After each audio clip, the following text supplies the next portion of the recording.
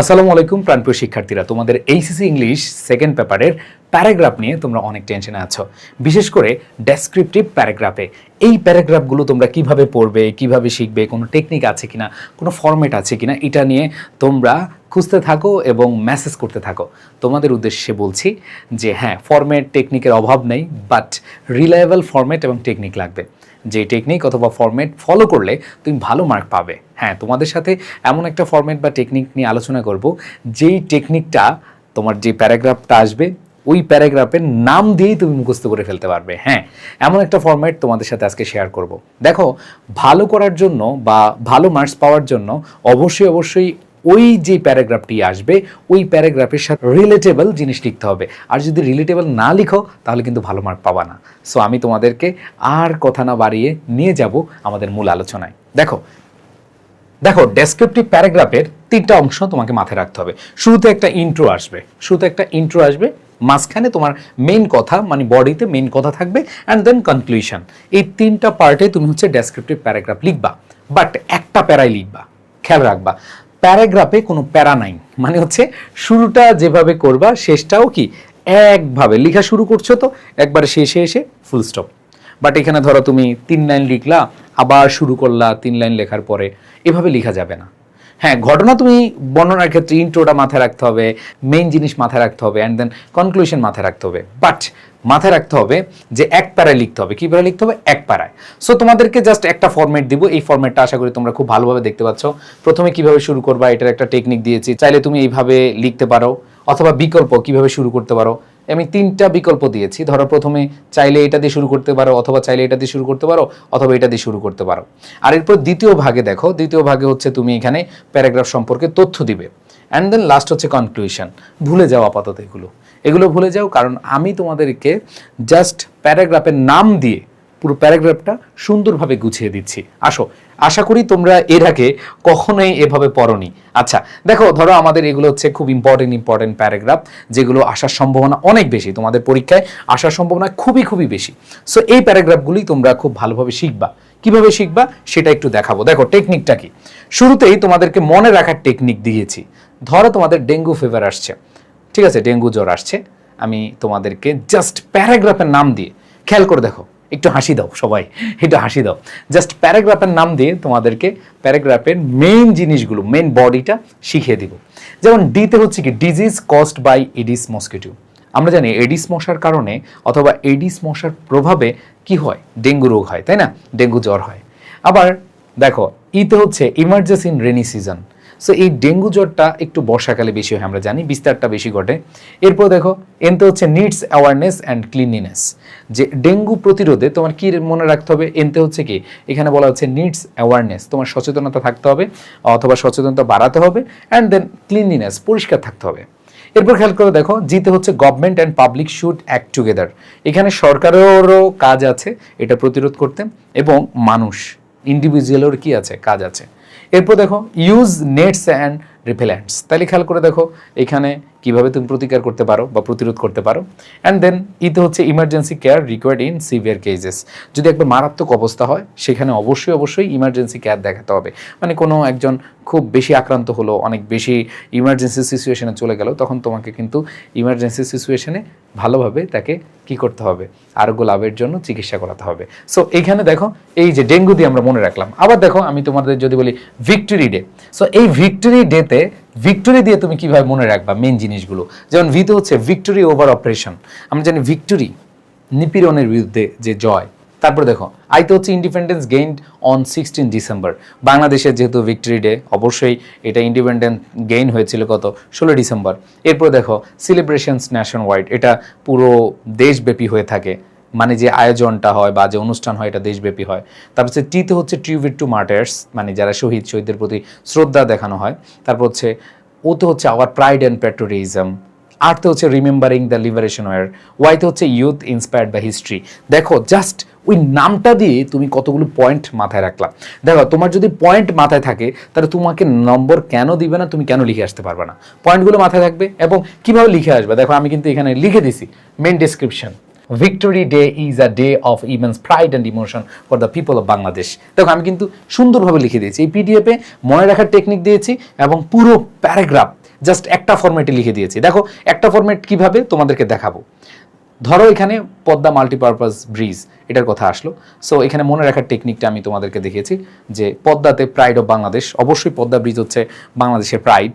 তারপরে দেখো achieved with self funding, এটা একটা বড় বিষয় যে এটা আমরা নিজেরাই কোনো ঋণ না নিয়ে কোনো দেশের সহায়তা ছাড়া নিজেরাই ফান্ডিং করে আমরা করেছি। তারপরে দেখো ডিতে হচ্ছে ডেভেলপমেন্ট অ্যাক্সিলারেটার, এমতে হচ্ছে massive structure over Padma river, and এইতে হচ্ছে access to south western region improve, এবং যোগাযোগ ব্যবস্থা কার সাথে কোথায় হয়েছে এটা তোমরা পেয়ে গেলা। ঠিক আছে, ওকে। সো ইকোট্যুরিজম আসো, এটাও তোমাদের text book based important. So দেখো ইকোট্যুরিজমের মনে রাখার কিছু টেকনিক দিয়েছে এখানে। ইকোট্যুরিজম হচ্ছে ইতে হচ্ছে এনভায়রনমেন্ট ফ্রেন্ডলি ট্রাভেল, সিতে হচ্ছে কনজারভেশন ফোকাসড, ওতে হচ্ছে অপরচুনিটিস ফর লোকাল পিপল, টিতে হচ্ছে ট্যুরিজম উইথ সাস্টেনেবিলিটি, ওতে হচ্ছে অবজার্ভিং ন্যাচারাল বিউটি রেসপেক্টফুলি, ইউতে হচ্ছে আন্ডারস্ট্যান্ডিং লোকাল কালচার, আরতে হচ্ছে রেসপন্সিবিলিটি টু নেচার, আইতে হচ্ছে ইনকাম জেনারেশন ফর লোকালস, এসতে হচ্ছে সাপোর্ট ফর ডাইভার্সিটি, এসতে হচ্ছে সাপোর্ট ফর বায়োডাইভার্সিটি, এমতে হচ্ছে মিনিমাল ইম্প্যাক্ট অন এনভায়রনমেন্ট। দেখো এই যে ইকোট্যুরিজমের জাস্ট প্রত্যেকটা ওয়ার্ড দিয়ে তুমি এই পয়েন্টগুলো মনে রাখতে পারবা, এবং কীভাবে লিখবা সব কিছুই কিন্তু এই পিডিএফে সুন্দরভাবে দেওয়া আছে। জাস্ট একটা ফরম্যাট দেখাবো, এখনও দেখানো শুরু করিনি।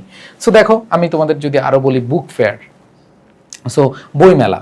সো এখানে দেখো বুস্ট রিডিং হ্যাবিট, আমরা জানি বইমেলা আমাদের বইয়ের যে পড়ার যেই অভ্যাসটা এটা বাড়ায়।